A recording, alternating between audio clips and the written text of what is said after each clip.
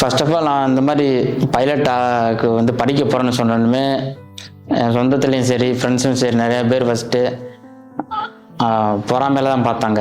என்னடா இவன் இப்போ இருக்கானே, இவன் பைலட் ஆகிட்டா நம்மளோட பெரிய ஆள் ஆயிடுவானே, அப்போ அந்த மாதிரி பொறாமையில தான் பார்த்தாங்க.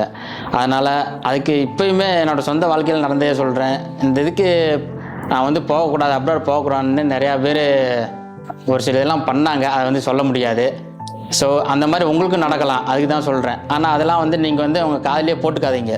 அதை பற்றி நீங்கள் நினைக்காதீங்க. நீங்கள் உங்கள் ஸ்டடியில் கான்சன்ட்ரேட் பண்ணுங்கள். கேப்டன் அபினேஷ் சார்கிட்ட நீங்கள் வந்து அடிக்கடி கான்டாக்ட் பண்ணுங்கள்.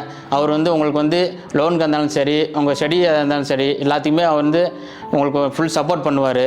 ஸோ நீங்கள் வந்து இந்த எதிர்மறையாக பேசுகிறவங்களெல்லாம் வந்து நீங்கள் வந்து ஒரு போட்டாவே மதிக்காதீங்க. அவங்க பேசிட்டு போட்டேன், ரோட்டில் நாய் குலைச்சா நம்ம மொபைல் குலைச்சிட்டா இருக்கும், அந்த மாதிரி அதெல்லாம் பற்றி கண்டுக்காதீங்க. நீங்கள் உங்கள் வேலையில் உங்கள் பாதையில் சரியாக நடந்து போயிட்டே இருங்க. நீங்கள் போய் சேர இடத்துக்கு கண்டிப்பாக போய் சேருவீங்க.